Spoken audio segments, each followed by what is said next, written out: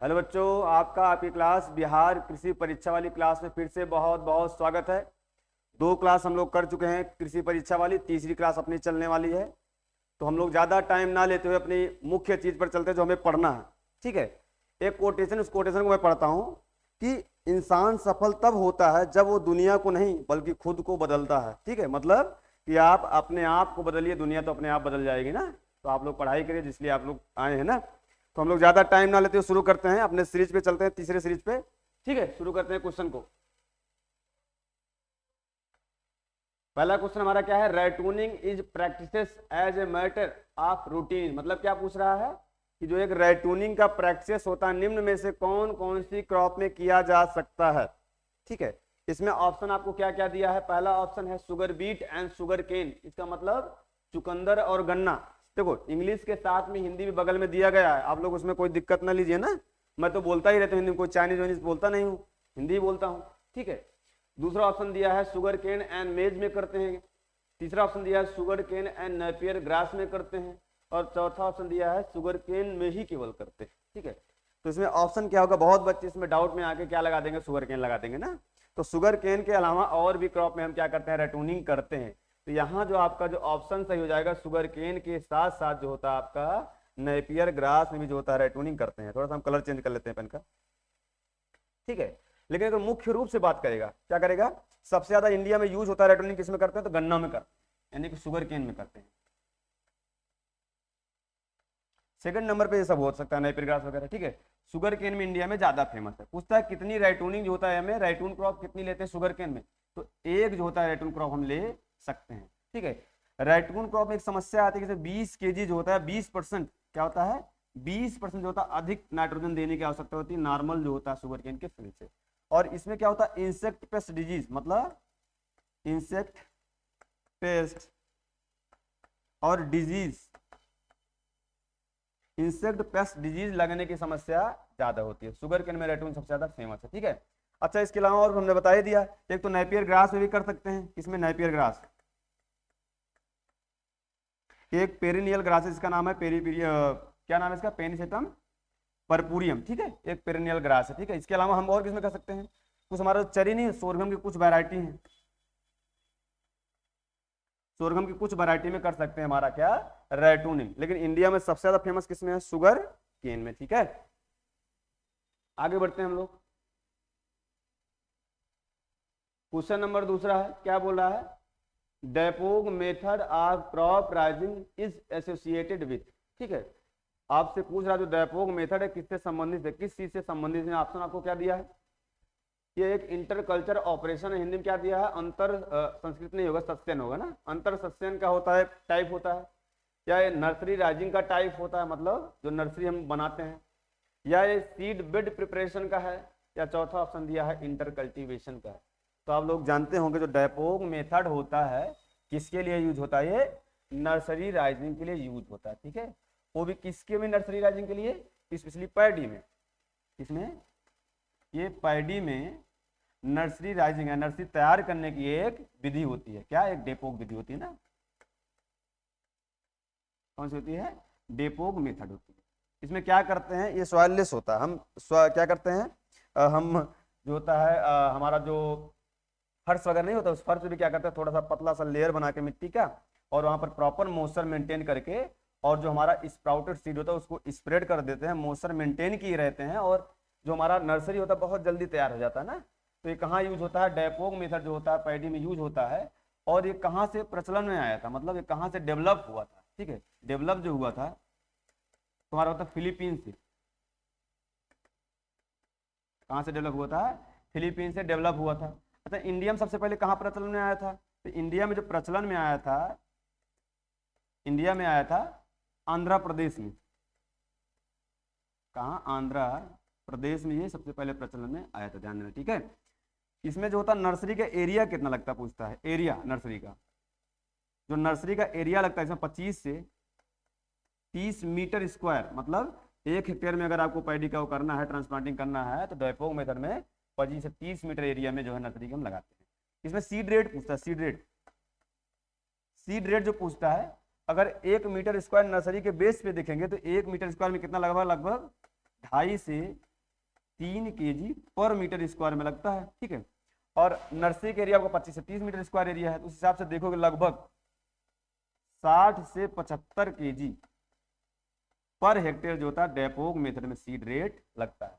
और क्या पूछता है कि नर्सरी की एज, मतलब जो हमारी नर्सरी होती है कितने दिन में तैयार हो जाती है, बहुत पूछता है। लगभग 11 से 14 दिन में हमारी ये नर्सरी क्या हो जाती है, तैयार हो जाती है, ठीक है। तो ये डेपोक मेथड कहाँ यूज होता है हमारा, नर्सरी राइजिंग के लिए यूज होता है, नर्सरी तैयार करने के लिए यूज होता है, वो भी पैडी के फील्ड में, ठीक है। आगे बढ़ते हैं हम लोग। अगला क्वेश्चन है, where adequate irrigation water is available 4 to 6, मतलब 4 से 6 बोल रहा है, 4 to 6 irrigation are applied to the wheat crop at which of the following stage of growth is the first irrigation is recommended. मतलब क्या कह रहा है कि एक व्हीट का फील्ड है और उस व्हीट के फील्ड में 4 इरिगेशन, 4 से 6 इरिगेशन हमारे पास अवेलेबल है, तो जो पहला इरिगेशन होता है कौन से स्टेज पे हम देंगे, ठीक है। और हमने ऑप्शन दिया, देखो मैं हिंदी में बोल रहा हूँ ना, लो आप लोग बोलते हैं कि जो है इंग्लिश में पढ़ा रहे हैं, इंग्लिश में दोनों तो है कंटेंट, हिंदी और इंग्लिश में ना, क्या दिक्कत है। तो पहला ऑप्शन दिया है कि जो पहला इरिगेशन देते हैं क्या उसे क्राउन रूट इनिशिएशन स्टेज पे देते हैं, इसको हिंदी में बोलते हैं क्राउन रूट आंतरिक अभ्यंग, मतलब क्या होता है मुकुट जड़, और इसकी प्योर हिंदी जो होगी मुकुट जड़ बनते समय बोलते हैं ना। दूसरा बोल रहा है क्या टिलरिंग स्टेज पे देंगे। तीसरा बोल रहा है क्या क्रिटिकल स्टेज ग्रोथ पे देंगे, क्रिटिकल स्टेज तो सब है, क्या फ्लावरिंग स्टेज पे देंगे, ठीक है। तो यहाँ जो आंसर हमारा क्या हो जाएगा, जो पहला इरिगेशन देते हैं वीट में होता है क्राउन रूट इनिशिएशन स्टेज पे देते हैं। कब देते हैं, क्राउन रूट इनिशिएशन, इसे बोलते हैं मुकुट जड़ बनते समय, ठीक है, ध्यान देना। अच्छा, मोस्ट ऑफ जो होता है 6 इरिगेशन जो है रिकमेंडेड होता है इसमें वीट में, कितना, 6 इरिगेशन रिकमेंडेड है वीट में, ठीक है। अच्छा, इसका मैं ट्रिक बता देता हूँ, फंडा आप लोग ले लो, कट लफ MD, आप लोग को याद रहेगा, थोड़ा ट्रिक्स करोगे ना। तो जो पहला स्टेज होता है क से मतलब सी बना लो, मतलब CRI स्टेज, कौन सा स्टेज कहते हैं इसे, CRI स्टेज बोलते हैं। टी से मतलब हो जाएगा टिलरिंग स्टेज, क्या, टिलरिंग स्टेज। एल से मतलब होता है लेट ज्वाइंटिंग स्टेज, क्या हो जाएगा, लेट ज्वाइंटिंग। एफ से मतलब हो जाएगा फ्लावरिंग स्टेज, क्या हो जाएगा, फ्लावरिंग स्टेज। एम का मतलब होता है मिल्किंग स्टेज, दुग्धावस्था ना, ठीक है। और लास्ट में डफ स्टेज, मतलब परिपक्व अवस्था, कौन सा स्टेज, डफ स्टेज। ये 6 इरिगेशन रिकमेंडेड हमारे वीट के फील्ड में, ठीक है। और जो पहला इरिगेशन देते हैं हमारा CRI स्टेज पे देते हैं, ये 21 से 25 दिन पे देते हैं, और सभी 20-20 दिन के अंतराल पे हम देते जाते हैं, 20 से 25 दिन के अंतराल पे हम देते जाते हैं, ठीक है। एक क्वेश्चन और पूछता है कि अगर वीट में अगर एक इरिगेशन अवेलेबल है, किसान के पास सिर्फ एक इरिगेशन अवेलेबल है, तो कौन से स्टेज पे वो पानी दे, तो कौन सा स्टेज हो जाएगा हमारा, CRI स्टेज पे देगा ना, ठीक है।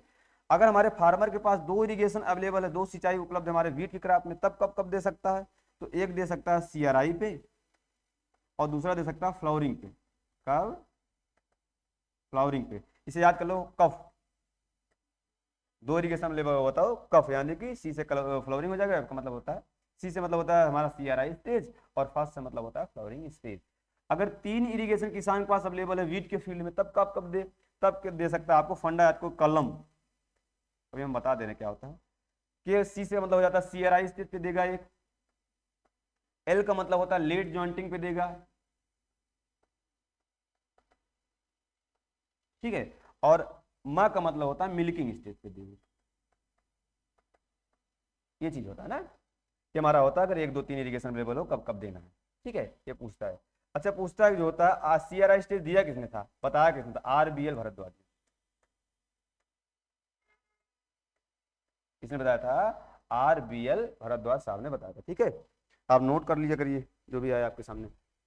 आगे बढ़े, अगला क्वेश्चन हमारा क्या है, चौथा नंबर का क्वेश्चन है, which one of the following part of tobacco plant synthesised nicotine, ठीक है। जो हमारा तंबाकू होता है उसमें निकोटीन नाम का द्रव्य पाया जाता है, केमिकल पाया जाता है, टॉक्सिक कंपाउंड पाया जाता है। वो पूछ रहा है कि जो तंबाकू में निकोटीन बनता है कहाँ पर बनता है प्लांट, टोबैको के कौन से पार्ट पे बनता है। ऑप्शन क्या दिया, पहला ऑप्शन दिया है रूट यानी कि जड़, दूसरा दिया स्टेम यानी कि तना, तीसरा दिया ब्रांच यानी कि शाखाओं में, और चौथा ऑप्शन दिया लीफ यानी कि पत्तियों में। ठीक है, अगर बनने की बात करेगा, हमेशा ध्यान देना, अगर बनने की बात करेगा तो कहाँ बनता है हमारा, रूट में बनता है, यहाँ फॉर्मेशन होता है। ठीक है, अगर बात करेगा इकट्ठा कहाँ होता है, एक्युमुलेशन, बात करेगा एक्युमुलेशन की तो कहाँ होता है, लीफ, या ध्यान देना। ठीक है, अच्छा इसे निकोटीन जो पाया जाता है पदार्थ, क्या होता है, निकोटीन, निकोटीन। अच्छा ये भी पूछता है हमारे टोबैको की दो स्पीसीज होती हैं, कौन कौन से स्पीसीज में कितना निकोटीन पाया जाता है ना, एक होता है निकोटियाना टोबैकम, एक होता है निकोटियाना टोबैकम, एक होता है निकोटियाना रस्टिका। ठीक है, जो टोबैकम होता है इसमें जो निकोटीन का परसेंटेज पाया जाता है 0.5 से लेकर 5.5% तक पाया जाता है। ठीक है, ध्यान देना। और जो रस्टिका होता है, रस्टिका, निकोटियाना रस्टिका, इसमें जो होता है 3.5 से लेकर 8 तक वेरी करता है, इतना परसेंट तक हमारा क्या होता है, निकोटीन पाया जाता है। अच्छा इसी निकोटीन से हमारा बना जाता है निकोटीन सल्फेट, एक बायो जो होता है, बायो इंसेक्टिसाइड बनता है, बायो इंसेक्टिसाइड, जिसका नाम क्या होता है, निकोटीन सल्फेट, निकोटीन सल्फेट। और यही निकोटीन सल्फेट एक हमारा बायो इंसेक्टिसाइड होता है जो यूज होता है एफिड के कंट्रोल के लिए, किसके, एफिड के कंट्रोल के लिए पूछता है ना। तो निकोटीन जो हमारा बनता है रूट में यानी कि जड़ में, इकट्ठा होता है हमारे तंबाकू के लीफ में। अच्छा इसी तरह एक चीज हमारा पाया जाता है विषैला पदार्थ, किसमें, ज्वार में, यानी कि जो हमारा सोरगम होता है, इसमें एक टॉक्सिक कंपाउंड पाया जाता है, इसे बोलते हैं HCN, क्या बोलते हैं, HCN से बोलते हैं धूरिन। और सेम चीज यही होता है इसमें भी, इसमें होता है, ये भी क्या होता है, रूट में बनता है, कहाँ बनता है, रूट में बनता है, और जो हमारा लीफ होता है वहां पर ये इकट्ठा होता है। ठीक है, ये दोनों क्वेश्चन पूछता है आपका, HCN का और निकोटीन का। HCN जो होता है हमारे सोरगम यानी कि ज्वार में पाया जाता है, और जो हमारा निकोटीन होता है हमारा वो टोबैको में पाया जाता है ना। ठीक है, आप लोग नोट कर लीजिएगा ना पता होगा तो। आगे बढ़ते हैं हम लोग, क्या है, Which of the following oil cakes in addition to its manurial value act also as a nitrification inhibitor। मतलब क्या बोल रहा है, कौन सा ऐसी खली होती है, हमारी जो ऑयल सीड होती है उनकी खली होती है, जो मैन्यूर के साथ साथ, मतलब एज ए मैन्यूर तो होती है यूज, लेकिन वो नाइट्रिफिकेशन इनहिबिटर के रूप में भी यूज हो सकती है ना। ठीक है, इसमें ऑप्शन क्या क्या दिया है, पहला दिया जो मस्टर्ड का ऑयल के क्या खली होती है उसको क्या यूज कर सकते हैं नाइट्रिफिकेशन इनहिबिटर के लिए, दूसरा दिया मूंगफली यानी जो ग्राउंडनट की खली होती है क्या वो यूज होता है, तीसरा दिया नीम की खली, और चौथा दिया है जो सीसेम यानी कि तिल की खली। ठीक है, ध्यान देना, जो हमारी नीम की खली होती है वो एज ए मैन्यूर तो यूज होती है, लेकिन एक जो होता है नाइट्रिफिकेशन इनहिबिटर की तरह भी काम करता है। ठीक है, अच्छा नाइट्रिफिकेशन इनहिबिटर क्या होते हैं, नाइट्रिफिकेशन इनहिबिटर समझ लो, नाइट्रिफिकेशन इनहिबिटर, ठीक है, इसका मतलब होता है नाइट्रिक को रोकने वाले, जो नाइट्रिफिकेशन का प्रोसेस चलता है उस प्रोसेस को रोकने वाले। ठीक है, तो ये ऐसे कुछ केमिकल होते हैं, ऐसे कुछ पदार्थ होते हैं जो नाइट्रिफिकेशन प्रोसेस को, किसको, नाइट्रिफिकेशन के प्रोसेस को क्या करते हैं, स्लो डाउन कर देते हैं, क्या करते हैं, प्रोसेस को स्लो डाउन कर देते हैं, और उन सब पदार्थ को बोलते हैं नाइट्रिफिकेशन इनहिबिटर। ठीक है, और नाइट्रिफिकेशन इनहिबिटर में आते क्या क्या है, क्या है, DD आता है, DD एक केमिकल होता है, ऑक्सामाइड, एनसर्व, ठीक है, थायोयूरिया, नीम केक, नीम कोटेड यूरिया जिसमें नीम लगा होगा ना, ये जितने पदार्थ होते हैं ये सब जो होते हैं नाइट्रिफिकेशन इनहिबिटर होते हैं। अब ये नाइट्रिफिकेशन क्या होता है, ये प्रोसेस क्या होता है, जब हम अमोनिकल फर्टिलाइजर कोई डालते हैं जिसमें नाइट्रोजन जो होता है अमोनिकल फॉर्म में पाया जाता है, जब हम अमोनिकल फर्टिलाइजर डालते हैं उसका कन्वर्जन होता है, तो पहले ये कन्वर्ट होता है नाइट्राइट में, किसमें, नाइट्राइट में कन्वर्ट होता है, और यहाँ पर जो काम करता है नाइट्रोसोमोनास काम करता है, बैक्टीरिया होता है ना, नाइट्रोसोमोनास बैक्टीरिया काम करता है। जब यही नाइट्राइट हमारा किसमें बदलता है, नाइट्रेट में बदलता है, NO3 में। ठीक है, तब यहाँ जो काम करता है बैक्टीरिया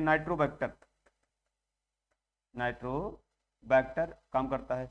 इसी पूरी प्रोसेस को बोलते हैं नाइट्रिफिकेशन का प्रोसेस, मतलब जो हमारा अमोनियम वाला नाइट्रोजन है वो नाइट्राइट बदले और लास्ट में नाइट्रेट बदल जाए, और मोस्ट ऑफ पौधे जो नाइट्रोजन को इसी फॉर्म में लेते हैं। तो इस पूरे प्रोसेस को बोलते हैं नाइट्रिफिकेशन का प्रोसेस। और जितने भी हमारे नाइट्रिफिकेशन इनहिबिटर होते हैं, जो हमारा नाइट्रोसोमोनास बैक्टीरिया होते हैं, इसकी एक्टिविटी को, सिर्फ और सिर्फ इसी की एक्टिविटी क्या करते हैं, रिड्यूस या कम कर देते हैं, रोक देते हैं ना, इसी को बोलते हैं हमारा नाइट्रिफिकेशन इनहिबिटर। ठीक है, तो हमारा जो नीम केक होता है, नीम की खली होती है, वो एज ए मैन्यूर के साथ साथ नाइट्रिफिकेशन इनहिबिटर तरह भी काम करती है ना। आगे बढ़ते हैं हम लोग। क्वेश्चन क्या दिया है, बायो फर्टिलाइजर इज ए, मतलब जैव उर्वरक क्या है, ऑप्शन क्या दिया है। ठीक है, पहला ऑप्शन दिया है mixture of organic manure and micro organism, मतलब जो ऑर्गेनिक मैन्यूर होता है और जो हमारे सूक्ष्म जीव होते हैं, क्या उनका मिश्रण है। दूसरा ऑप्शन दिया है mixture of inorganic fertiliser and micro organism, मतलब जो हमारे उर्वरक होते हैं और सूक्ष्म जीव होते हैं, क्या उनका मिश्रण है। अगला दिया है culture having desired strain of micro organism, मतलब कोई ऐसा कल्चर जिसमें प्रचुर मात्रा में कुछ सूक्ष्म जीव होते हैं, क्या वो चीज होता है। ठीक है, और चौथा ऑप्शन क्या दिया आपका, decomposed compost enriched with mineral solubilising bacteria, क्या जो होते हैं, जो हमारा कंपोस्ट होता है, जो डिकम्पोज हुआ कंपोस्ट होता है, उसमें कुछ सॉल्युलाइजिंग बैक्टीरिया मिलाकर ये बनाया जाता है। तो ऑप्शन क्या होता है, बायो फर्टिलाइजर के हम इसमें डिफिनेशन में ही बताते हैं, कोई ऐसा कैरियर, कोई ऐसा फर्टिलाइजर जिसमें सूक्ष्म जीव, माइक्रोब के सूक्ष्म जीव रहें, और वो सूक्ष्म जीव क्या करते हैं, चाहे नाइट्रोजन के फिक्सेशन में मदद कर सकते हैं, फास्फोरस के मोबिलाइजिंग में मदद कर सकते हैं, फास्फोरस के सॉल्युलाइजेशन में मदद कर सकते हैं, पोटेशियम के सॉल्युलाइजेशन में मदद कर सकते हैं ना, तो वो सब क्या कहलाते हैं, बायो फर्टिलाइजर। तो क्या होता है, माइक्रोबियल इनोकुलेंट पदार्थ होता है जो बहुत चीजों में मदद करता है, उसे हमारा बोलते हैं बायो फर्टिलाइजर।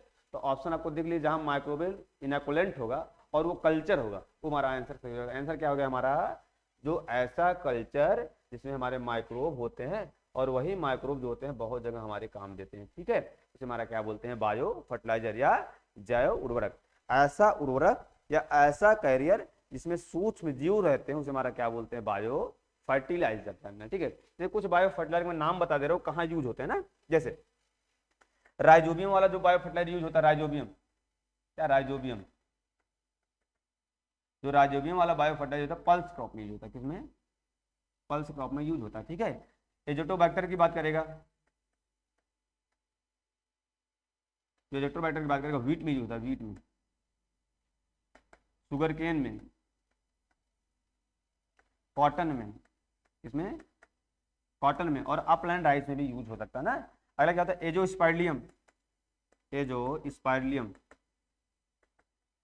ये सब नाइट्रोजन वाले हैं। ये कहाँ होता है, हमारा ज्वार में यूज होता है, ज्वार यानी सोरगम और बाजरा, ज्वार और बाजरा में यूज होता है। ठीक है, एजोटोबैक्टर हो गया, जैसे बीजी हो गया, और एजोला, बीजी और एजोला, ये कहाँ होता है, लो लैंड पैडी के फील्ड में, लो लैंड पैडी फील्ड में यूज होता है। ठीक है, कुछ फास्फोरस वाले हमारे होते हैं। ठीक है, हम बोल दे रहे हैं ऐसे, आप लोग लिख लीजिएगा, कुछ फास्फोरस वाले होते हैं, कुछ फास्फोरस के सॉल्युलाइजिंग वाले होते हैं, कुछ फास्फोरस के एब्जॉर्बर वाले होते हैं। जो फास्फोरस को एब्जॉर्ब करने वाले होते हैं हमारे माइक्रोब, उसे हमारे कहते हैं बैसिलर और बैसिलर माइक्रोराइजर। और जो फास्फोरस को सॉल्युलाइज करने वाले कुछ माइक्रोब होते हैं, उनके कुछ एग्जाम्पल जैसे हमारा हो गया स्यूडोमोनास हो गया, बैसिलस हो गया, एस्परजिलस हो गया, पेनिसिलियम हो गया, फास्फोरस क्या करते हैं, सॉल्युलाइजिंग करते हैं ना। अच्छा, ऐसे ही करिए, कुछ सल्फर के होते हैं, सल्फर को क्या करते हैं, मोबिलाइज करते हैं, इमोबिलाइज करते हैं। ऐसे पूछेगा कि सल्फर का मोबिलाइजिंग बैक्टीरिया कौन सा, हमारा थायोबैसिलस स्पीसीज। ठीक है, और सल्फर का रिड्यूसिंग बैक्टीरिया कौन सा है, जो इमोबिलाइज करता है सल्फर को, तब क्या हो जाएगा, डी सल्फो विब्रो। आगे बढ़ते हैं हम लोग। अगला क्या होता है, क्वेश्चन दिया है which one of the following minerals is the main source of boron. ठीक है, एक बोरोन जो होता है एक सूक्ष्म तत्व है, क्या है, पौधों के लिए अनिवार्य सूक्ष्म तत्व है। ये बोल रहा जो बोरॉन आता है हमारे प्लांट के अंदर, उसका मेन स्रोत क्या है, प्लांट के लिए कहां से आता है मुख्य रूप से, उसका मेन स्रोत क्या है। ऑप्शन क्या दिया है, पहला दिया है पेरिलोसाइट, दूसरा ऑप्शन आपका टर्मालाइन, तीसरा ऑप्शन दिया है हेमेटाइट, और चौथा ऑप्शन दिया हेमीमोरफाइट। ठीक है, ये चार ऑप्शन दिया है, आपको ढूंढना है कि बोरॉन का मेन स्रोत क्या है ना। हम आंसर बता दे रहे हैं, क्या होता है बोरॉन का मेन स्रोत, क्या होता है, टर्मालाइन। क्या होता है, ये टर्मालाइन जो मिनरल होता है, ये बोरॉन का मेन स्रोत होता है। ठीक है, चलो मेन स्रोत, सबका स्रोत ही बता देते हैं, जो हमारे मेन न्यूट्रिएंट है उनका स्रोत क्या होता है। जैसे नाइट्रोजन कहाँ से आता है, नाइट्रोजन ये हमारा आता है ऑर्गेनिक मैटर से, किससे, ऑर्गेनिक मैटर से, देखते जाओ आप लोग, ठीक है। फास्फोरस का मेन स्रोत क्या होता है? एपाटाइट एक मिनरल होता है, वहां से आता है। यही सेम जो होता है हमारा क्लोरीन का भी होता है, लिख लो इसी वक्त ना, एपाटाइट क्या होता है? इसका होता है। पोटेशियम की बात करेगा हमारा होता है माइका वगैरह से आता है, कहाँ आता है? माइका से आता है हमारा, ठीक है। कैल्शियम और मैग्नीशियम की बात करेंगे, अभी देखो एसपीए के प्रीलिम्स में आया था ना, डोलोमाइट होता है। क्या होता है? डोलोमाइट जो होता है कैल्शियम और मैग्नीशियम का स्रोत होता है, ठीक है। उसके बाद हम बात करेंगे मैग्नीज की, बात करेंगे मैग्नीज, इसका जो स्रोत है पाइरिलोसाइट होता है। पाइरिलोसाइट इसका स्रोत, हिंदी वाले हिंदी में लिख लेंगे इसको, पाइरिलोसाइट को हिंदी में पाइरिलोसाइट ही कहेंगे, डोलोमाइट को डोलोमाइट ही कहेंगे, माइका को माइका ही कहेंगे, ध्यान देना अपना।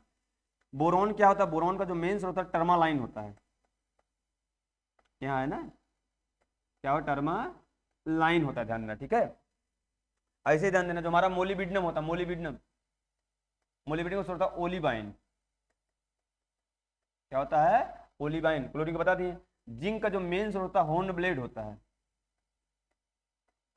स्रोत तो और होते हैं, मेन स्रोत है ध्यान देना, हॉर्न ब्लेड होता है। स्फेलेराइड भी होता है, ओलिबाइन में थोड़ा मोड़ा पाया जाता है जिंक, ठीक है। जिंक में हमारा जो हेमीमॉर्फिक में भी पाया जाता है ना, हेमीमॉर्फाइट में भी पाया जाता है, ठीक है। ये हमारे कुछ स्रोत होते हैं जो हमारे न्यूट्रन के स्रोत होते हैं ना। ये भी पूछता है पाइरिलोसाइट, तो हमने बताई थी किसका होता है? मैग्नीज का होता है, ऑप्शन भी देख लो। ये जो होता है हमारा आयरन क्या होता है? अच्छा आयरन का नहीं बताया, यहाँ लिख लो। आयरन जो होता है हेमेटाइट होता है, हेमेटाइट होता है, लिमोनाइट होता है, ठीक है। मैग्नेटाइट होता है, क्या होता है? मैग्नेटाइट। ये सब आयरन के स्रोत होते हैं। और हेमीमॉर्फिक जो होता है जिंक का स्रोत होता है, ठीक है। तो ये हमारे स्रोत के कुछ हो गए क्वेश्चन, ठीक है। इस स्रोत से जो है क्वेश्चन आता है आपका हर जगह, ठीक। आगे बढ़ते हैं हम लोग। अगला क्वेश्चन क्या है? 8वें नंबर का, the soil layer of maximum leaching is indicated by the symbol. मतलब क्या कह रहा है? एक ऐसा मृदा का होराइजन, सॉयल का होराइजन, मृदा का संस्तर जो मैक्सिमम लीचिंग को दर्शाता है, जिसमें से मैक्सिमम लीचिंग होती है ना, ठीक है। लीचिंग का मतलब क्या होता है? जब पानी के साथ साथ जो कुछ साल्ट होते हैं, न्यूट्रेंट होते हैं, वो बहकर नीचे चले जाएं, उसको बोलते हैं लीचिंग, ठीक है। तो उसमें क्या दे रहा है कि कौन सा ऐसा हमारा लेयर होता है जिसमें मैक्सिमम लीचिंग होती है ना। हम यहाँ थ्योरी बताते हैं। ऑप्शन क्या दिया? पहला दिया है A1 संस्तर, दूसरा दिया A2 संस्तर होराइजन, तीसरा दिया है B2 होराइजन संस्तर, और चौथा दिया है B, ये B1 हो जाएगा भैया, ये B2 हो जाएगा, B1 और B2 संस्तर। तो आपको जानना है कि हमने एक बताया होगा इल्यूविएशन प्रोसेस, अब सब समझ ही लो आप लोग। इस सॉइल प्रोफाइल का थोड़ा सा फिगर बना देते हैं आप लोग को, तभी आप क्वेश्चन कर पाओगे, इसको ऐसा समझ नहीं आएगा। जो ऊपर वाला होता है इसे बोलते हैं ओ संस्तर, क्या बोलते हैं? ओ होराइजन। और ये होराइजन कहाँ कहाँ पाया जाता है? सिर्फ और सिर्फ कहाँ पाया जाता है? फॉरेस्ट में पाया जाता है, फॉरेस्ट में और वर्जिन सॉइल में। इसे बोलते हैं अनकल्टिवेटेड सॉइल ना, अनकल्टिवेटेड सॉइल। तो ओ होराइजन सिर्फ और सिर्फ 2 जगह पाया जाता है। इसके जस्ट के बाद वाला जो होता है हमारा होता है, इसे बोलते हैं ए होराइजन। पूरे को क्या बोलते हैं? ए होराइजन,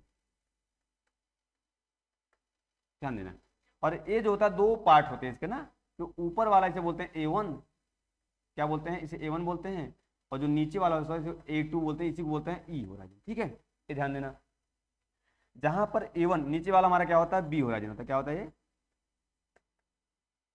बी होराइजन, ठीक है। बी संस्तर इसे बोलते हैं ना, ध्यान देना, ठीक है।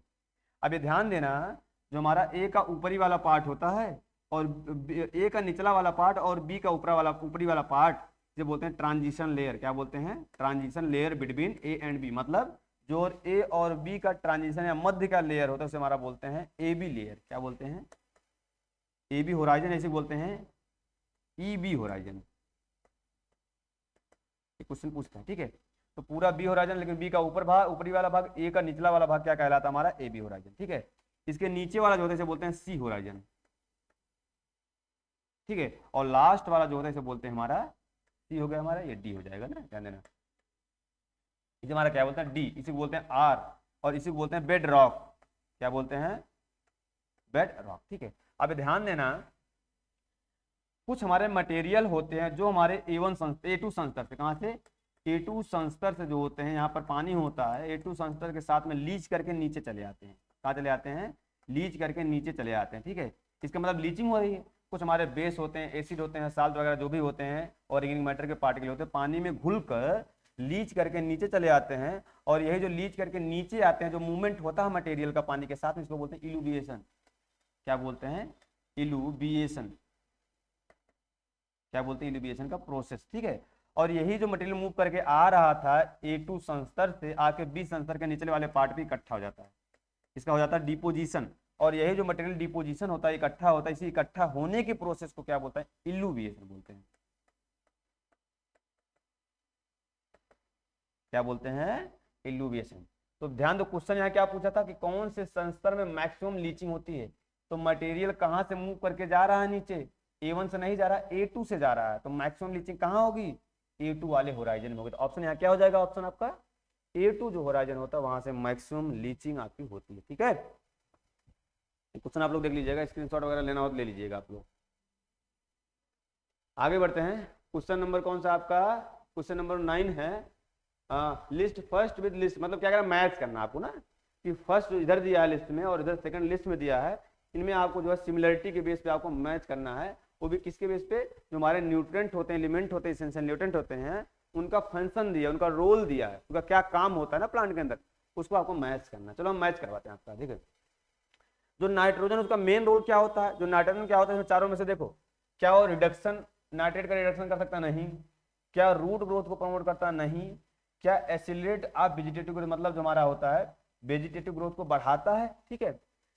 क्या ट्रांसलोकेशन ऑफ फोटोसिंथेसिस करता? नहीं। अब मिलाते हैं हम लोग। जो नाइट्रोजन होता है वेजिटेटिव ग्रोथ को बढ़ा देता है, इसका मतलब क्या हो जाएगा? हमारे ए में क्या हो जाएगा? 3 ऐसे मिलाते जाओ, ठीक है। और जो फास्फोरस होता है रूट ग्रोथ, यानी कि जड़ की वृद्धि करता है, तो रूट ग्रोथ को कौन प्रमोट करता है? हमारा बी। इसका मतलब क्या हो जाएगा? बी में 2। और क्या बोला? जो पोटेशियम क्या करता है? पोटेशियम का जो मेन रोल होता है ट्रांसलोकेशन ऑफ फूड करता है। क्या करता है? Translocation of photosynthesis of food करता है। तो क्या होगा? सी का हमारा क्या हो जाएगा? 4। और क्या दे रहा है? मोलिब्डेनम क्या करता है? कि नाइट्रोजन फिक्सेशन में या नाइट्रेट के या नाइट्राइट के रिडक्शन में काम करता है। तो हमारे डी में क्या हो जाएगा? 1। अब देख लो इसमें कि 3 2 4 1 कहाँ है? 3 2 4 1 पहला ही ऑप्शन सही हमारा। तो आप मैचिंग वाला ऐसे कर लीजिएगा ना। सभी न्यूट्रन का मेन रोल हम ऐसे थोड़ा सा बता दे रहे हैं ऐसे करके ना। जैसे जो नाइट्रोजन होता है उसका मुख्य फंक्शन क्या होता है? वेजिटेटिव ग्रोथ को बढ़ा देता है ना, रूट ग्रोथ को कम प्रमोट करता है, लेकिन शूट ग्रोथ को, जो ऊपर वाला पार्ट होता है उसको ज्यादा ग्रोथ करता है, उसकी ग्रोथ में ज्यादा सहायता करता है। फास्फोरस क्या करता है? शूट ग्रोथ को नहीं प्रमोट करेगा जो ऊपर वाला पार्ट होता है, लेकिन रूट जो जड़ की वृद्धि होती है ज्यादा करता है। पोटेशियम क्या करता है? हमारा जो मटेरियल बनता है प्रकाश संश्लेषण से, ग्लूकोज वगैरह, उसको एक स्थान से दूसरे स्थान पर लेकर जाता है। उसके साथ साथ इसका एक मेन फंक्शन काम और होता है, जो हमारे रंध्र होते हैं स्ट्रोमेटा, उनको उनके ओपनिंग और क्लोजिंग में भी सहायता करता है, ठीक है। कैल्शियम बात करेंगे तो वो सेल वॉल के फॉर्मेशन में मदद करता है, जो कोशिका भित्ति होती है उसके फॉर्मेशन में मदद करता है। मैग्नीशियम राइबोसोम के फॉर्मेशन में मदद करता है। और सल्फर जो होता है, जो हमारी ऑयल सीड क्रॉप होती है, उनमें ऑयल की मात्रा को बढ़ा देता है। तुम्हारे जो मेजर न्यूट्रिएंट है उनका फंक्शन होता है, बाकी आगे जो आएगा हम बता दिया करेंगे। अगला क्वेश्चन क्या है? फिर मैच करने वाला है ना। पहले वाले लिस्ट को आपको दूसरे लिस्ट से मैच करना है, ठीक है। और इसमें किस चीज का मैच करना है? कुछ हमारे परजीवी जो होते हैं, बीड होते हैं, क्या होते हैं? कुछ परजीवी पौधे होते हैं, और कुछ होते हैं अर्ध जो होते हैं अर्ध परजीवी होते हैं, कुछ पूर्ण परजीवी होते हैं, और कुछ जो होते हैं तना में परजीवी होते हैं, कुछ होते हैं रूट परजीवी होते हैं। ऐसे करके कुछ ऐसे जो होते हैं जो पूर्ण तना परजीवी होते हैं, कुछ ऐसे होते हैं जो अर्ध तना परजीवी होते हैं, कुछ ऐसे होते हैं पूर्ण जड़ परजीवी होते हैं, और कुछ ऐसे होते हैं जो अर्ध जड़ परजीवी होते हैं। चलो पहले इसका हम फंडा बता देते हैं, उसके बाद आप लोग करिएगा, ठीक है। तो ये परजीवी बीड का होता है ना, यानी कि पैरासाइट जो बीड होते हैं, पैरासाइट बीड, परजीवी खरपतवार, हिंदी में भी लिख दे रहे हैं हम, आपको खुश कर दे रहे हैं, परजीवी खरपतवार। इनके एग्जाम्पल हम लोग फंडा याद कर लो, क्लोज, CLOS, याद रहेगा आपको। सी का मतलब होता है कस्कुटा होता है, क्या होता है? कस्कुटा, ठीक है। एल का मतलब होता है लोरेंथस, बीड है, कस्कुटा लोरेंथस। ओ का मतलब होता है ओरोबैंकी, क्या होता है? ओरोबैंकी। और एस का मतलब होता है स्ट्राइगा, क्या होता है? स्ट्राइगा। अब ध्यान देना कि जो आगे वाले दोनों हैं ये कैसे परजीवी है? तना परजीवी, क्या है? स्टेम पैरासाइट, हम यही लिख दे रहे हैं, स्टेम पैरासाइट। इसका मतलब होता है तना परजीवी है कौन, कस्कुटा और लोरेंथस। और जो नीचे वाले दोनों है कैसे हैं, जड़ परजीवी हैं, रूट पैरासाइट है। रूट पैरासाइट है मतलब क्या होता है, जड़ परजीवी है। अब ध्यान देना ऊपर वाले दोनों तना परजीवी, पहला वाला कौन सा हो जाएगा, टोटल या पूर्ण, पूर्ण तना, टोटल स्टेम पैरासाइट हो। कैसा होगा, टोटल स्टेम पैरासाइट होगा। ये कैसा होता है, ये होता है हमारा सेमी स्टेम पैरासाइट, मतलब अर्ध तना परजीवी, सेमी स्टेम पैरासाइट। ठीक है, तो टोटल स्टेम पैरासाइट और सेमी स्टेम पैरासाइट। तो जो ओरोबंगी क्या होता है हमारा, टोटल रूट पैरासाइट होता है, टोटल रूट पैरासाइट होता है। और जो स्ट्राइगा हमारा होता है सेमी रूट पैरासाइट। तो इसे याद कर लो, CLOS ऊपर वाले तना परजीवी और नीचे वाले जड़ परजीवी, कस्कुटा पूर्ण तना परजीवी, लोरेंथस अर्ध तना परजीवी, ओरोबंकी जो होता है टोटल रूट यानी कि पूर्ण जड़ परजीवी, और जो स्ट्राइगा होता है हमारा अर्ध जड़ परजीवी। अच्छा पूछता है कौन कौन से जो होता है, कौन कौन से क्रॉप, ये जो बीड है ना परजीवी बीड, कौन से क्रॉप में लगते हैं, तो वैसे बोल रहे हैं आप लोग लिख लीजिए। जो कस्कुटा होता है, कस्कुटा ये बर्ती वगैरह में लगता है, और लूसर में लगता है, बर्ती में लूसन में। जो लोरेंथस होता है मैंगो में लगता है और टी में, मैंगो और टी का एक खरपतवार है। ठीक है, ओराबैंकी जो होता है, ओराबैंकी जैसे सोलेनेसी फैमिली वाले हैं, सोलेनेसी फैमिली वाले हमारे को जैसे टोबैको वगैरह होगा उसमें ये लगता है। और स्ट्राइगा जो होता है ज्वार बाजरा में लगता है, ज्वार बाजरा का खरपतवार है। ठीक है, ध्यान देना। तो ऐसे याद करो CLOS, हम लोग मिलाते हैं थोड़ा सा, देखो हमने यहाँ पढ़ा है उस हिसाब से मिलाते हैं। स्ट्राइगा क्या है हमारा, स्ट्राइगा जो होता है सेमी रूट पैरासाइट है, रूट पैरासाइट है। तो इसमें देखो सेमी रूट पैरासाइट कहाँ है हमारा, ये है। तो स्ट्राइगा के सामने क्या हो जाएगा, पहला हमारा क्या हो जाएगा, ए में चला जाएगा 2। ठीक है, कस्कुटा हमारा देखो वहां से, कस्कुटा हमारा क्या है, टोटल स्टेम पैरासाइट है। तो टोटल स्टेम में जाओ, टोटल स्टेम ही हमारा हो जाएगा, कस्कुटा इधर चला गया, इसका मतलब क्या हो जाएगा, बी में क्या हो जाएगा, 4 हो गया। ठीक है, अब यहाँ देखो लोरेंथस बोल रहा है, लोरेंथस कैसा है, सेमी स्टेम है। क्या है लोरेंथस हमारा, क्या है, सेमी स्टेम, इधर चला जाएगा, मतलब क्या हो जाएगा, सी में क्या चला जाएगा, 1 हो जाएगा। बाकी जो हमारा ओरोबैंकी बता क्या, टोटल क्या हो जाएगा, टोटल पैरासाइट एंड रूट। ठीक है, ओरोबैंकी हो जाएगा। ऑप्शन देखो 2 4 1, 2 4 1 कहीं दिख रहा है, 2 4 1 हमारा हो जाएगा ना। ठीक है, लास्ट में डी का 3 है, डी का 3 सही है। तो ऑप्शन क्या हमारा जाएगा, 2 4 1 3। तो ऐसे करके आप लोग आंसर कर दिया करिए मैचिंग वाला। ठीक है, आगे बढ़े। अगला क्वेश्चन है, which one of the following irrigation method is best suited for undulating topography. मतलब क्या कह रहा है कि कौन सी सिंचाई की विधि जो हमारी उबड़ खाबड़ भूमि होती है वहां के लिए सबसे उपयुक्त मानी जाती है ना। कौन सी उपयुक्त है, तो उबड़ खाबड़ भूमि के लिए कौन सी होगी, पहला ऑप्शन दिया है फ्लो इरिगेशन या प्रवाह विधि। ठीक है, दूसरा दिया चेक बेसिन मेथड, तीसरा दिया है स्प्रिंकलर जो बौछारी सिंचाई करते हो, और चौथा दिया जो फरो वाली सिंचाई करते हो। कौन सा उसमें होता है उबड़ खाबड़ भूमि के लिए, तो आंसर क्या हो जाएगा सही हमारा। ये क्वेश्चन तो बार बार पूछता है, जो हमारी उबड़ खाबड़ भूमि होती है, अनडुलेटिंग टोपोग्राफी है, उसके लिए कौन सा इरिगेशन सही होता है हमारा, स्प्रिंकलर इरिगेशन। और ड्रिप कहाँ होती है, ड्रिप इरिगेशन जो बूंद बूंद सिंचाई होती है, जो ड्रिप मेथड होती है जहां पर वाटर की स्कार्सिटी, वाटर की कमी होती है, वाटर स्कार्सिटी वाले एरिया में ड्रिप इरिगेशन माना जाता है। और फ्रूट क्रॉप में यूज होता है। ठीक है, स्प्रिंकलर के बारे में थोड़ा और आप लोग जान लो, स्प्रिंकलर इरिगेशन होता क्या है। स्प्रिंकलर इरिगेशन, ठीक है, इसको बोलते हैं ओवरहेड इरिगेशन। दूसरा नाम क्या होता है, ओवरहेड इरिगेशन। ओवरहेड इरिगेशन क्यों, क्या करते हैं, बोलते हैं इसको, क्या रीजन हो सकता है ओवरहेड बोलने को। इसमें स्प्रिंकलर जो होते हैं, नोजल वगैरह होते हैं, प्लांट के जो होते हैं ऊपर से पानी देते हैं, इसलिए उसके हेड के ऊपर से पानी दे रहे हैं, ये जो उसका नाम ही पड़ गया ओवरहेड इरिगेशन। ठीक है, ध्यान देना। इसमें जो पानी की जो देते हैं, तो इरिगेशन की यूज इफिशिएंसी कितनी होती है, ठीक है, इरिगेशन यूज इफिशिएंसी कितनी होती है इसमें, लगभग 70 से 85%। मतलब जितना आप पानी देते हो उसका 70 से 85% पौधा अपने काम के लिए यूज कर लेता है। वाटर की सेविंग कितनी होती है, पानी की बचत कितनी होती है सरफेस मेथड की अपेक्षा, लगभग 25 से 50% वाटर की सेविंग होती है। पूछता जो हमारा स्प्रिंकलर इरिगेशन था कब जो होता प्रचलन में आया था, लगभग 1946 के बाद प्रचलन में आया था। ठीक है, प्रचलन में कब आया था, 1946 के बाद आया था। इसमें प्रेशर कितना रखते हैं नोजल का, पूछता है। प्रेशर जो रखते हैं 2.5 से अधिक रखते हैं, 2.5 से अधिक रखते हैं। ये हमारा होता है स्प्रिंकलर मेथड के कुछ जो होते हैं क्वेश्चन, यहाँ से क्वेश्चन आते हैं आपके। आगे बढ़े। अगला क्वेश्चन है 12 नंबर का, the unconsolidated material on the underlying rocks is called. मतलब क्या कह रहा है, जो हमारे अर्थ के अंदर रॉक्स होते हैं उनके ऊपर असंगठित पदार्थ जो होता है उसका नाम क्या होता है। तो हमेशा ध्यान देना, जब रॉक की बात कर दे और अनकंसोलिडेटेड मटेरियल की बात करें तो आंसर क्या हो जाएगा, बता दे रहे हैं। तो ऑप्शन क्या दिया, पहला ऑप्शन दिया है रिगोलिथ, दूसरा दिया सॉयल, तीसरा दिया हमारा सोलम और चौथा दिया है अर्थ। तो हमेशा दो चीज आप लोग देखना कि अगर इंग्लिश वाले की बात कर रहा हूँ, जो देख लो अनकंसोलिडेटेड मटेरियल की बात करें और रॉक्स के ऊपर की बात करें तो हमेशा आप लोग क्या लगाओगे आंसर, रिगोलिथ। क्या होता है, रिगोलिथ। ठीक है, तो हमेशा ध्यान रिगोलिथ। और एक देता है कि कौन कौन सा संस्था भी हम बनाए थे, प्रोफाइल सॉइल प्रोफाइल बनाए थे, OABCD वाला संस्था बनाए थे। तो जो हमारा रिगोलिथ होता है, रिगोलिथ जो होता है ना, वो कौन कौन से संस्तर होराइजन को मिला के कहते हैं हमारा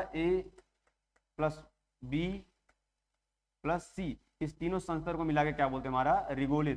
और एक पूछा सोलम किसे बोलते हैं, क्या चीज, सोलम। तो हमारा A संस्तर होता है प्लस B संस्तर, दोनों को मिला क्या बोलते हैं, सोलम। एक क्वेश्चन पूछता है मास्टर होराइजन क्या है, मास्टर संस्तर कौन सा होता है, इसमें आते हैं सभी आ जाएंगे, OAEBC। ठीक है, अगर ऑप्शन में OAEBCD भी दिया तब भी आप लोग सही कर दीजिएगा ना, OAEBC और D, वो भी मास्टर होराइजन में आता है। तो हमारा होराइजन से रिलेटेड हो गया ना। ठीक है, आगे बढ़े हम लोग। अच्छा, कभी कभी पूछता है, आप लोग नाम जाने होराइजन क्या होता है समझ नहीं पा रहे होगे ना। तो देखो, एक होता है हमारा सॉइल प्रोफाइल, जो मृदा का ऊर्ध्वाधर काटते हैं, वर्टिकल सेक्शन काटते हैं, उसी काटने बोलते हैं, जो प्रोसेस दिखता है उसे बोलते हैं सॉइल प्रोफाइल। कहते हैं ना, vertical section of the soil that is called soil profile. और जब सॉइल प्रोफाइल देखते हो तो उसमें अलग अलग लेयर दिखती हैं, होराइजन उसे कहते हैं। तो जो हॉरिजॉन्टली लेयर दिखती है उनको होराइजन बोलते हैं, और जो वर्टिकल कट करते हैं उसे हमारा बोलते हैं सॉइल प्रोफाइल। आगे बढ़ते हैं हम लोग। अगला है 13वें नंबर का क्वेश्चन, क्या दिया है, the active soil farming factor would include. क्या बोल रहा है, जो हमारे सॉइल फार्मेशन में जब मृदा का निर्माण होता है कुछ फैक्टर, कुछ कारक की वजह से होता है। उसे पूछा निम्न में से, जो ऐसे दिए हैं, निम्न में से कौन से ऐसे कारक हैं जो सक्रिय कारक के कैटेगरी में आते हैं। ठीक है, ध्यान देना, पहले आप लोग थोड़ा समझो, नहीं समझ नहीं पाओगे। सॉइल फार्मेशन होता क्या, what is the soil formation, मृदा निर्माण हिंदी में बोलते हैं ना, हमें हिंदी में लिख दे रहे हैं ना, तो आप लोग कहते हो नहीं लिखते हैं। मृदा निर्माण ये क्या होता है समझो। ठीक है, मृदा का जो निर्माण होता है किससे होता है, रॉक्स और मिनरल्स होता है। किससे होता है, बड़े बड़े रॉक्स जो होते हैं और जो बड़े बड़े मिनरल्स होते हैं उनसे होता है, रॉक्स एंड मिनरल्स। ठीक है, चट्टान और जो खनिज होते हैं उनसे होता है। और इसी चट्टान और खनिज में होती है वेदरिंग, क्या होती है, क्षरण इसे बोलते हैं ना, क्या होती है, क्षरण। इसे बोलते हैं क्षरण 1, या इसी इंग्लिश में बोलते हैं वेदरिंग का स्टेज 1। ठीक है, इसे बोलते हैं सॉइल फॉर्मेशन, मृदा निर्माण का स्टेज 1। तो जो बड़े बड़े रॉक्स और मिनरल होते हैं उसमें होती है वेदरिंग, और वो रॉक्स और मिनरल जो होते हैं ब्रोकन पैरेंट मटेरियल में टूटते हैं। मतलब ये भी पैरेंट मटेरियल है, पैतृक पदार्थ ही है, छोटे छोटे पैरेंट मटेरियल में टूट जाते हैं। क्या होते हैं, छोटे छोटे पैरेंट मटेरियल में टूट जाते हैं, और इस पैरेंट मटेरियल बोलते हैं broken parent material,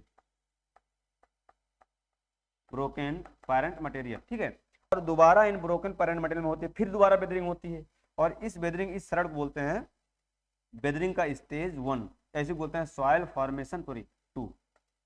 soil formation का स्टेज जो होता है 2, और जब दोबारा वेदरिंग होती है तब क्या होते हैं, छोटे छोटे सॉइल के पार्टिकल में टूट जाते हैं ना, क्या होते हैं, सॉइल के पार्टिकल में टूट जाते हैं, और इसी पूरी प्रोसेस क्या बोलते हैं, सॉइल पार्टिकल में टूट जाते हैं, और इसी पूरे प्रोसेस को बोलते हैं सॉइल का फॉर्मेशन। इसका मतलब क्या था, जो बड़े बड़े रॉक्स हैं वो सॉइल के पार्टिकल में कन्वर्ट हो रहे हैं, इसी पूरे प्रोसेस को बोलते हैं सॉइल के फॉर्मेशन। और यहां से यहां तक जाने में, रॉक्स और मिनरल से हमारे सॉइल के पार्टिकल तक जाने में जो जो कारक प्रभाव डालते हैं, कारक या हिंदी से बोलते हैं फैक्टर, फैक्टर जो जो कारक प्रभाव डालते हैं, जिन जिन कारक के प्रभाव से प्रोसेस चलता है उसको बोलते हैं सॉइल फार्मिंग फैक्टर, या हिंदी में से बोलते हैं मृदा निर्माण के कारक। ठीक है, ये ध्यान देना।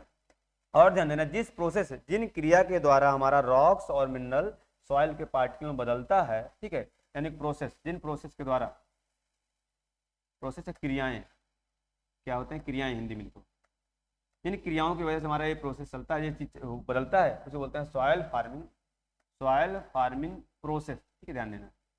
अब यहाँ क्वेश्चन क्या पूछा था कि जो फैक्टर है, फैक्टर, ये जो फैक्टर हैं, इन सभी में से कौन से ऐसे फैक्टर हैं जो सक्रिय रूप से भूमिका निभाते हैं सॉइल के फॉर्मेशन। ठीक है, तो हमेशा ध्यान रखना फैक्टर कितने होते हैं, हम बता दे रहे हैं डायरेक्ट। सॉइल फॉर्मेशन के 5 फैक्टर होते हैं और पांचों के आप लोग नाम लिख ले। होता है पैरेंट मटेरियल, शॉर्ट में लिख रहे हैं पैरेंट मटेरियल, हिंदी में बोलते हैं पैतृक पदार्थ। एक होता है क्लाइमेट, शॉर्ट में बोलते हैं सीएल। ठीक है, दूसरा होता है टाइम। ठीक है, क्या होता है, टाइम। और क्या होता है, वेजिटेशन, या इसी बोलते हैं ऑर्गेनिज्म, शॉर्ट में बोलते हैं ऑर्गेनिज्म। और चौथा क्या होता है, पांचवा क्या होता है हमारा, रिलीफ। यहाँ कहीं यहीं लिख दे रहे हैं, शॉर्ट में बोलते हैं रिलीफ। ये हमारे जो होते हैं 5 होते हैं सॉइल फॉर्मेशन के फैक्टर होते हैं। और इन पांचों में से जो 2 होते हैं ना, क्लाइमेट और ऑर्गेनिज्म, ये 2 होते हैं हमारे एक्टिव फैक्टर। तो एक्टिव कौन कौन से होते हैं, सक्रिय कारक कौन से होते हैं, क्लाइमेट और ऑर्गेनिज्म, यानी कि जलवायु और जो हमारे जीव होते हैं, जो हमारे सक्रिय कारक होते हैं। बाकी जो बचेंगे हमारे तीनों कैसे हो जाते हैं, पैसिव फैक्टर होते हैं। इसमें आप लोग ढूंढो, ऑप्शन में ढूंढो, क्या वेजिटेशन और टोपोग्राफी, नहीं वेजिटेशन तो है लेकिन टोपोग्राफी नहीं है। वहाँ देखो क्लाइमेट और ऑर्गेनिज्म है ना, जलवायु और वेजिटेशन या organism. Time, topography and climate नहीं, क्लाइमेट तो है लेकिन ये सब नहीं है। ठीक है, यानी कि ये भी ऑप्शन गलत हो गया। अगर दिया है टाइम और वेजिटेशन, वेजिटेशन तो है लेकिन टाइम नहीं है, ये भी हमारा ऑप्शन गलत हो जाएगा। यहाँ देखो वेजिटेशन है और क्लाइमेट है, तो ये ऑप्शन हमारा सही हो जाएगा ना। तो सॉइल फॉर्मेशन को जो सक्रिय कारक हैं, वेजिटेशन यानी कि ऑर्गेनिज्म, और क्लाइमेट का मतलब होता है जलवायु, 2 कैसे कारक हैं, हमारे एक्टिव कारक है। तो ऐसे याद कर लो, जो सीओ साहब नहीं होते हैं, सीओ साहब, वो सीओ साहब बहुत एक्टिव होते हैं। क्या होते हैं, सीओ साहब बहुत एक्टिव हैं। इसका मतलब क्लाइमेट और ऑर्गेनिज्म कैसे कारक है, एक्टिव कारक है या सक्रिय कारक है। आगे बढ़े। कुछ बच्चे तो इसमें कमेंट कर रहे थे कि बिना पीपीटी जो है नहीं पढ़ाते, बड़ी दिक्कत होती है। ये पीपीटी है क्या मतलब, इसमें तो कुछ एक्सप्लेनेशन तो ऐसे बताया जा रहा है। पीपीटी में सिर्फ तो क्वेश्चन है ना, बच्चे कुछ कहने पहले थोड़ा सा सोच लिया करो ना, समझ लिया करो आप लोग। अगला क्वेश्चन क्या है, the black cotton soil of central India have been derived from, मतलब क्या कह रहा है, जो हमारा सेंट्रल इंडिया वहाँ पर ब्लैक कॉटन सॉइल पाया जाता है, स्पेशली महाराष्ट्र वाले रीजन में। तो पूछ रहा है उस ब्लैक कॉटन सॉइल का निर्माण किससे हुआ था, कौन सी चट्टान से हुआ था। ऑप्शन आपको दिया है ना, किस चट्टान से काली मृदा का निर्माण हुआ था। आपके सामने ऑप्शन क्या दिया है, ग्रेनाइट दिया है, अगला दिया है ग्रैंड डायोराइट दिया है, तीसरा दिया है बेसाल्ट चट्टान दिया है, और चौथा दिया रायोलाइट। ये क्वेश्चन तो बहुत बदनाम क्वेश्चन है। जो हमारी ब्लैक सॉइल होती है उसका निर्माण किससे होता है, बेसाल्ट चट्टान से होता है। ठीक है, इसे लिख लो, जो हमारी ब्लैक सॉइल होती है, ब्लैक सॉइल होती है उसका निर्माण किससे होता है, ब्लैक से होता है हमारा बेसाल्ट, बेसाल्ट चट्टान से होती है। और बेसाल्ट कैसी चट्टान है, हमारे इग्नियस रॉक्स, आग्नेय चट्टान है, हिंदी में बोल दे रहे हैं, इग्नियस रॉक्स है। और कैसी इग्नियस रॉक्स है, हमारी बेसिक रॉक्स है, बेसिक रॉक। ये भी पूछता है कैसी रॉक, कैसी इग्नियस रॉक है, बेसिक है या बेसिक। तो इग्नियस में भी और होता है, एक कैसी इग्नियस रॉक है, वोल्केनिक इग्नियस रॉक है, वोल्केनिक इग्नियस रॉक है, मतलब जिसे हिंदी में बोलते हैं बाह्य आग्नेय चट्टान। तो बेसाल्ट से हमारे ब्लैक सॉइल का निर्माण होता है, और एक ऐसी रॉक्स है, इग्नियस रॉक्स है। और कौन सा नेचर कैसा होता है इसका, बेसिक यानी क्षारीय नेचर का होता है। और कैसी आग्नेय हमारी है, बाह्य आग्नेय, इंग्लिश में बोलते हैं वोल्केनिक इग्नियस रॉक्स है। ऐसे हमारा जो रेड सॉइल होता है, रेड सॉइल, लाल मृदा, जो हमारी लाल मृदा है, रेड सॉइल है, उसका जो निर्माण होता है किससे होता है हमारा, वो हमारा होता है ग्रेनाइट से। ठीक है, ये किससे निर्माण होता है, ग्रेनाइट रॉक से होता है। और ग्रेनाइट भी कैसी रॉक, हमारी इग्नियस रॉक से, इग्नियस रॉक से। इसका नेचर कैसा होता है, जैसे हमारा बेसाल्ट बेसिक था, तो एसिडिक नेचर का होता है, यानी कि अम्लीय नेचर का होता है। कैसा, अम्लीय नेचर का होता है। अगर हमारी बेसाल्ट वोल्केनिक आग्नेय चट्टान थी तो कैसी होती, प्लूटोनिक होती है, प्लूटोनिक आग्नेय चट्टान, मतलब आंतरिक आग्नेय चट्टान है। तो ध्यान देना, ग्रेनाइट जो होता है, रेड सॉइल किससे बना हुआ था, ग्रेनाइट से बना हुआ है। और ग्रेनाइट भी हमारी इग्नियस रॉक्स है, एसिडिक नेचर की होती है ग्रेनाइट। और एक किस तरह की आग्नेय चट्टान है, प्लूटोनिक यानी आंतरिक आग्नेय चट्टान है ना। ये आप लोग बढ़िया जब थ्योरी क्लास लेंगे तो बढ़िया से डिस्क्राइब किया जाएगा अच्छे से। आगे और लास्ट वाले क्वेश्चन पे हम लोग चलते हैं। क्या दिया है, sugar cane growing area of Bihar, मतलब क्या बोल रहा है कि बिहार का कौन सा ऐसा एरिया है जहां पर गन्ना की खेती होती है ना, जहां पर गन्ना की खेती होती है। ठीक है, अभी देखो अभी रिकॉर्डेड क्लास चल रहा है, लेकिन जल्दी से जल्दी हम लोग लाइव लाएं, कुछ थोड़ा सा प्रॉब्लम है, अभी नहीं ले पा रहे हैं लाइव क्लास। तो वहाँ पर आप लोग बढ़िया क्वेश्चन करिएगा, हम देखेंगे आप लोग कितना कर पा रहे हैं ना। तो अभी रिकॉर्डेड है, तब तक आनंद लीजिए। तो बिहार में शुगर केन ग्रोइंग एरिया कौन सा, ऑप्शन क्या दिया आपको, ऑप्शन में पढ़ते हैं आप लोग, थोड़ा देखिए। पहला दिया है east Champaran and west Champaran वाला एरिया, रोहतास एंड कैमूर वाला एरिया, नालंदा और गया वाला एरिया, पूर्णिया और किशनगंज वाला एरिया। ठीक है, ध्यान देना। तो इसमें पूछ क्या रहा है, शुगर केन मतलब कहाँ गन्ना की सोइंग होती है, कॉमर्शियल क्रॉप है, ध्यान देना। और गन्ना की जो सोइंग होती है चंपारण वाले रीजन में होती है ना, ध्यान देना। चाहे गन्ना की बात करेगा, चाहे टोबैको की बात करेगा, आपके यहाँ जो होता है बिहार में यही होता है। तो शुगर केन हम लिख दे रहे हैं, और टोबैको, टोबैको ना, तो खेती जो होती है हमारी कहाँ होती है, चंपारण वाले रीजन में होती है। अच्छा, रोहतास और कैमूर वाले रीजन में क्या होती है, पैडी होता है, पैडी और वीट, पैडी और वीट होता है। नालंदा और गया वाले रीजन में क्या होता है, वेजिटेबल का कल्टीवेशन होता है, वेजिटेबल कल्टीवेशन ठीक ठाक होता है। पूर्णिया और किशनगंज में क्या होता है, मुख्य रूप से जूट है, और पैडी भी यहाँ होता है।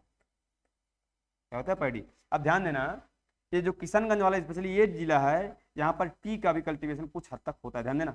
बिहार में एक ऐसा जिला जहाँ टी का कल्टीवेशन हो सकता है, कौन सा है, किशनगंज, क्योंकि वेस्ट बंगाल से सटा हुआ है ना ये। ठीक है, ये ध्यान देना आप लोग। तो यहाँ पर आज का हम लोग का सेशन होता है खत्म। तो आप लोग बढ़िया इसे आप लोग जो है नोट वगैरह बनाते रहिए, जो नहीं आता है लिखते जाइए। ठीक है, अभी यहाँ पर आनंद लीजिए, यूट्यूब पे जो फ्री क्लासेस दी जा रही हैं, आगे आने वाले समय में अगर ऑफलाइन बैच जैसे ही हमारा अनाउंस होता है, आने वाले में समय में होगा ना, तो जैसे अनाउंस होगा हम आपको बताएंगे। ठीक है, बाकी आप लोग कोई डाउट हो तो ये वाला आपके सामने नंबर लिखा गया है, इस नंबर पे आप लोग जो है व्हाट्सअप कर सकते हैं, जो भी क्वेरी जो यहाँ से पूछ सकते हैं ना, व्हाट्सअप मैसेज करके। ठीक है बच्चों, आप लोग पढ़ते रहिए, धन्यवाद।